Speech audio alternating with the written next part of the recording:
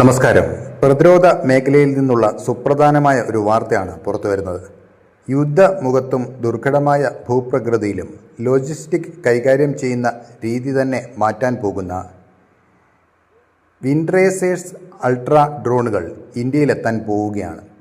British കമ്പനിയായ വിൻഡ്രേസേഴ്സും Indian പ്രതിരോധ ഭീമനായ ഭാരത് ഫോർജും കൈകോർക്കുമ്പോൾ അത് ഇന്ത്യൻ വ്യോമ പ്രതിരോധ ചരിത്രത്തിലെ പുതിയൊരു നാഴികക്കല്ലായി മാറും.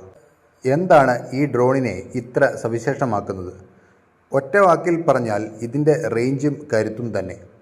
2000 കിലോമീറ്റർ ദൂരം നോൺ സ്റ്റോപ്പായി പറക്കാൻ അൾട്രയ്ക്ക് സാധിക്കും.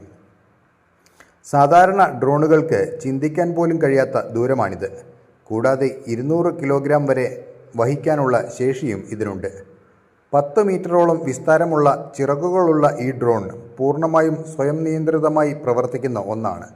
പൈലറ്റിൻ്റെ ആവശ്യമില്ലാതെ തന്നെ കൃത്യമായ ലക്ഷ്യസ്ഥാനത്ത് എത്തിച്ചേരാൻ ഇതിന് സാധിക്കും. വാർത്തയിലെ ഏറ്റവും പ്രധാനപ്പെട്ട ഭാഗം ഇതിൻ്റെ നിർമ്മാണമാണ്. ലണ്ടനിൽ നടന്ന അന്താരാഷ്ട്ര പ്രതിരോധ പ്രദർശനത്തിലാണ് ഭാരത് ഫോർജും വിൻഡ്രേസേഴ്സും തമ്മിലുള്ള കരാർ പ്രഖ്യാപിച്ചത്. മേക്ക് ഇൻ ഇന്ത്യ പദ്ധതിയുടെ ഭാഗമായി ഈ ഡ്രോണുകൾ ഇന്ത്യയിൽ വെച്ച് തന്നെ നിർമ്മിക്കും. ബാംഗ്ലൂരിലാകും ഇതിൻ്റെ നിർമ്മാണ കേന്ദ്രം വരുന്നത് എന്നാണ് സൂചനകൾ. ഇത് ഇന്ത്യയെ ഡ്രോൺ നിർമ്മാണത്തിൻ്റെ ഒരു ആഗോള ഹബ്ബാക്കി മാറ്റാൻ സഹായിക്കും. ഇന്ത്യൻ സായുധ സേനയ്ക്ക് ഇത് നൽകുന്ന കരുത്ത് ചെറുതല്ല.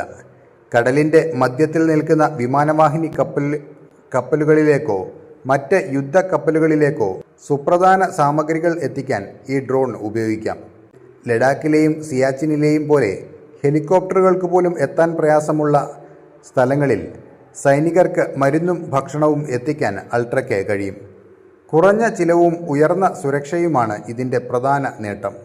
ചുരുക്കത്തിൽ പ്രതിരോധ രംഗത്തെ ലോജിസ്റ്റിക്സ് പ്രശ്നങ്ങൾക്ക് ഒരു ശാശ്വത പരിഹാരവുമായാണ് വിൻഡ്രേസേഴ്സ് അൾട്ര എത്തുന്നത്.